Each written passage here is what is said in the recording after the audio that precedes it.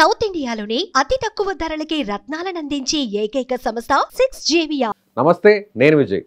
ఏ ప్రభుత్వంలో అయినా కూడా బ్యూరోక్రసీ వ్యవస్థ చాలా కీలకం. ఎందుకంటే ప్రభుత్వానికి సంబంధించినటువంటి ఆలోచన విధానాన్ని అమలుపరిచి నేరుగా ఆ పథకాలు కావచ్చు, లేదంటే ప్రజా పాలన కావచ్చు, ఇవన్నీ కూడా ప్రజల వద్దకు చేరాలంటే అధికారులు చాలా కీలకం. దీనికి సంబంధించి ఇప్పటికే కూటమి ప్రభుత్వం చాలా సీరియస్గా కాన్సన్ట్రేట్ చేస్తుంది. ఈరోజు ముఖ్యమంత్రి చంద్రబాబు నాయుడు ఆధ్వర్యంలో మళ్ళీ మూడవసారి కలెక్టర్ల సదస్సు జరుగుతుంది.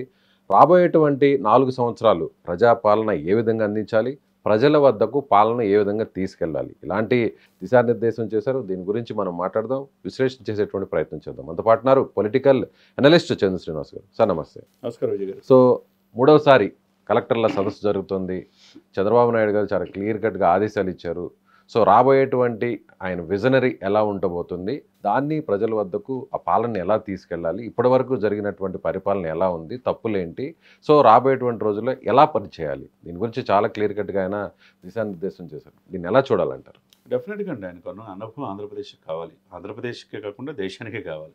పాజిటివ్ పీపుల్ పర్ఫెక్షన్తో మీరు వెళ్ళండి అని కలెక్టర్కి ఉద్బోధ చేశారు. ఎందుకంటే మీరు అన్నట్టు ఎప్పుడు లేని విధంగా ఈ 9 మాసాల్లో 3వ కలెక్టర్ కాన్ఫరెన్స్ అంటే మొదటి 2 సమావేశాలకి పవన్ కళ్యాణ్ గారు కూడా చాలా చక్కగా చెప్పారు. కలెక్టర్లు అంటే ఎంతో బాధ్యత ఉండాలి, మీరు ఫ్రీ హ్యాండ్ తీసుకొని ప్రభుత్వ సంక్షేమ పథకాలని మీరు అమలయ్యేటట్టుగా ప్రజలకు చేరువయ్యేటట్టుగా మీ బాధ్యత అని చెప్పారు. మీరు ఎవరికి భయపడాల్సిన అవసరం లేదు. ఇప్పుడు 3వ కాన్ఫరెన్స్లో అధికారులందరితో పాటు ఆంధ్రప్రదేశ్ వ్యాప్తంగా అన్ని జిల్లాల కలెక్టర్లతో మాట్లాడే విధానం చూస్తే ఇప్పటి వరకు 10 లక్షల కోట్లతో అభివృద్ధి పనులు ప్రారంభించాం. అంటే దాదాపు దీనివల్ల అంటే గ్రీన్ ఎనర్జీని ఎక్కువ ప్రోత్సహిస్తున్నాం, రెన్యూబుల్ ఎనర్జీని. ఆ దిశగా పెట్టుబడులు పెడుతున్నారు, కేంద్ర ప్రభుత్వం నిధులు ఇస్తుంది. దాని ద్వారా 7 లక్షల మంది ఉపాధి పొందగలుగుతున్నారు. అంటే మనం ఒక విజన్తో వెళ్తాం, విజన్ 2047తో ముందు వెళ్దాం. పీపుల్, ప్రజలే మనకి దైవంతో సమానం. ప్రజల యొక్క పర్ఫెక్షన్ ఇది పాజిటివ్ కోణంలో సకారాత్మకంగా ఆలోచించి ముందుకెళ్తే కనుక మనం ముందుకు వెళ్ళగలం. గత 5 సంవత్సరాల్లో ఎంత నిర్వీర్యం అయిపోయింది అనే పాయింట్ ఆఫ్ వ్యూ తీసుకొని ఇసుక కావద్దు, ల్యాండ్ మాఫియా కావచ్చు, తర్వాత మైనింగ్ కావచ్చు, లిక్కర్ కావచ్చు, వాట్ ఎవర్ 22 రకాల సర్వీసులని అందుబాటులో తీసుకొచ్చి సక్రమంగా వాటి మీద విచారించి ఎవరైతే దీన్ని సరిగ్గా చేయట్లేదో వాళ్ళ జవాబుదారితనం తీసుకురావాలి. ఇది మనదే అనే భావన వాళ్ళ అధికారులు కలిగించారు. ఎవరిలో కలగలేని అనుకోండి, వాళ్ళని తీసేసి వాళ్ళ ప్లేస్లో ఇంకొకరి ప్లేస్ రీప్లేస్ చేయడం, అది మనం చేయాలి. ప్రజలు ఎంతో నమ్మకంతో అధికారులు తీసుకొచ్చారు. ఆ బాధ్యత ఎవరు చేయాలి? అధికారులు. ప్రజావేదిక ఏమైంది చూసాం. అంటే జగన్మోహన్ రెడ్డి గారు ఆయన అధికారంలోకి వచ్చినటువంటి కొత్తలోనే, అలాగే కలెక్టర్ల సదస్సులోనే, తొలి సదస్సులోనే ఫస్ట్ ఎవరైనా కూడా ఒక శుభంతో, ఏ కార్యక్రమం అయినా కూడా శుభకార్యంతో స్టార్ట్ చేస్తారు. కానీ ఆయన ప్రజావేదికను కూల్చేసి విధ్వంసాన్ని స్టార్ట్ చేశారు. మరి ఆ పరిస్థితి నుంచి ఇప్పుడు అది అస్తవ్యస్తమైన వ్యవస్థల్ని గాడిలో పెట్టాలంటే అనుభవం వ్యక్తులే కావాలి కదా. ఇప్పుడు అదే ప్రజావేదిక నుంచి అభివృద్ధి పనుల దిశగా ఈ చంద్రబాబు నాయుడు గారు, పవన్ కళ్యాణ్ గారు వెళ్తున్నారంటే ఆంధ్రప్రదేశ్కి మంచి రోజులు వచ్చినాయి కనపడుతుంది. వలసలమయమైన ఆంధ్రప్రదేశ్ ఇప్పుడు వలసలు వెళ్ళిపోయిన వాళ్ళు రిటర్న్ వస్తున్నారు. అంటే అవకాశం అనేది కలుగుతుంది. రాజధాని పనులు ప్రారంభమైన పనులు కూడా వస్తున్నాయి. తర్వాత భవన కార్మికులు కూడా పనులు జరుగుతూ ఉన్నాయి. తర్వాత అన్ని వ్యవస్థలు పరిశ్రమలు పెడతానికి ఇతరులు ముందుకు వస్తున్నారు. అదేవిధంగా ఆయన చెప్పిన గ్రీన్ ఎనర్జీని ముందుకు తీసుకెళ్ళాలి, 10 లక్షల కోట్లు పెట్టుబడి రావాలంటారు. డ్రోన్ మనం చూసాం కూడా.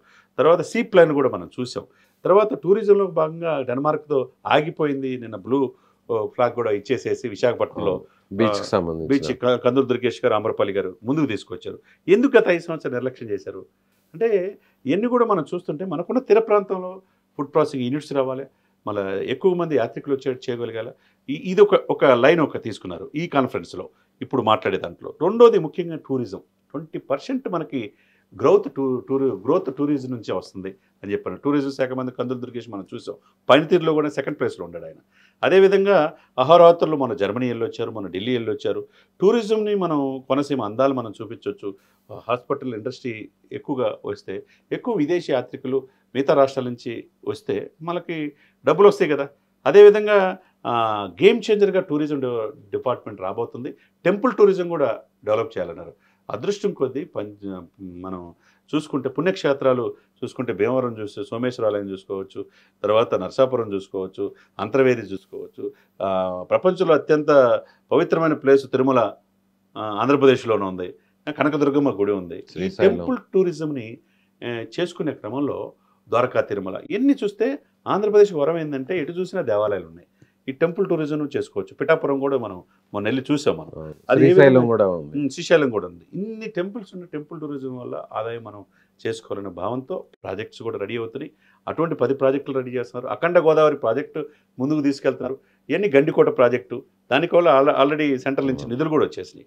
ఇవన్నీ చూస్తే అండి, నిన్న విశాఖపట్నంలో ఏం జరిగింది, మనం సముద్రాన్ని ఎలా కాపాడుకోవాలో చూపించారు. ఆ తర్వాత గోదావరి జిల్లాల అందాన్ని పరిరక్షించుకుంటా గోదావరి జిల్లాల అందాన్ని ప్రపంచాన్ని పరిచయం చేసే విధంగా టూరిజం డెవలప్ చేయడానికి ప్రణాళిక సిద్ధం చేశారు. అదేగా భవానీ ఐలాండ్ మనం కూడా చూసాం విజయవాడలో. అది డెవలప్ చేయడానికి కూడా మొత్తం ప్రణాళికలు సిద్ధం చేస్తున్నారు. కాబట్టి చేయాలన్న తపన అధికారులు కనపడుతుంది. ఈ చేయటం వల్ల వేలాది మందికి ఎంప్లాయ్మెంట్ కల్పించవచ్చే అనేది నాయకత్వం చంద్రబాబు నాయుడు గారిలో పవన్ కళ్యాణ్ గారు కనపడుతుంది. కాబట్టి అభివృద్ధి నోచుకున్న ఆంధ్రప్రదేశ్ అభివృద్ధి దిశగా వెళ్ళాలి అనేది ఈ కలెక్టర్ కాన్ఫరెన్స్లో ఆయన ఇప్పుడు చందు శ్రీనివాస్ గారు గత 5 ఏళ్లలో చూస్తే ఐఏఎస్ అధికారుల పనితీరు వ్యవస్థ ఎలా ఉన్నిందంటే, ఐఏఎస్ అంటే ఐఆర్ఎస్ అన్నట్టుగా మారిపోయింది. అవునండి. కేవలం బటన్ నొక్కడం, దానికి సంబంధించినటువంటి నిధులను ట్రాన్స్ఫర్ చేయడం వరకు మాత్రమే ప్రభుత్వం అలా వ్యవహరించింది తప్ప మౌలిక సదుపాయాలు కల్పించాలన్నా కానీ అభివృద్ధి చేయడంలో పూర్తిగా విస్మరించింది. అయితే ఏ ప్రభుత్వంలో అయినా కూడా, ఏ పరిపాలనలో అయినా కూడా ఐఏఎస్లు ఐపీఎస్లకు సంబంధించినటువంటి పనితీరు చాలా కీలకం. వాళ్ళ ఆలోచనలు, వాళ్ళ ఐడియాస్ని అంతా కూడా ప్రభుత్వ పెద్దలకు చెప్పించి ఆ విషయాలను నేరుగా ప్రజల వద్దకు చేర్చడంలో వీరు చాలా కీలకమైనటువంటి పాత్ర పోషిస్తారు. గతంలో మనం చంద్రబాబు పరిపాలనలో కూడా చూసాం. ప్రతి జిల్లాల్లో కూడా కలెక్టర్లు అనేవాళ్ళు చాలా కీలకంగా వ్యవహరించేవారు. అక్కడ మంత్రులు ఉన్నా కూడా అలాంటి ప్రాధాన్యత కలెక్టర్లకు ఇచ్చేవాళ్ళు. సో ఇప్పుడు మళ్ళీ అలాంటి పరిస్థితి వస్తుందనుకోవచ్చా? కలెక్టర్లకి పూర్తి స్థాయిలో ఆ ప్రాముఖ్యత పెరిగిందనుకోవచ్చా ఈ పాలన? డెఫినెట్గా పెరిగింది. గత 5 సంవత్సరాలు మనం చూడలే. ఎక్కువ కలెక్టర్ల కంప్లైంట్లు ఈ ప్రభుత్వం వచ్చిన తర్వాత 9 మాసాల్లో ఎక్కువగా ల్యాండ్కి సంబంధించిన కంప్లైంట్లు 70% ప్రజల నుంచి ఉన్నాయి. అన్యాయంగా ల్యాండ్ ఆక్రమించుకున్నారు. రకరకాల కంప్లైంట్స్ ఎక్కువ వచ్చినాయి.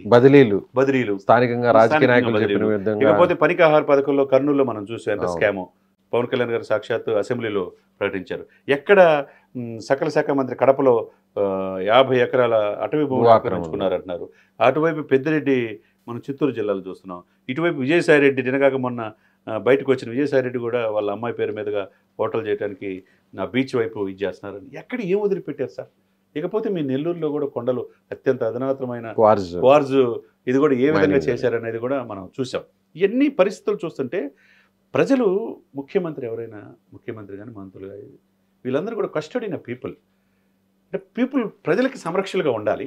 ప్రభుత్వ పథకాలను ప్రజల దగ్గర తీసుకెళ్ళాలి.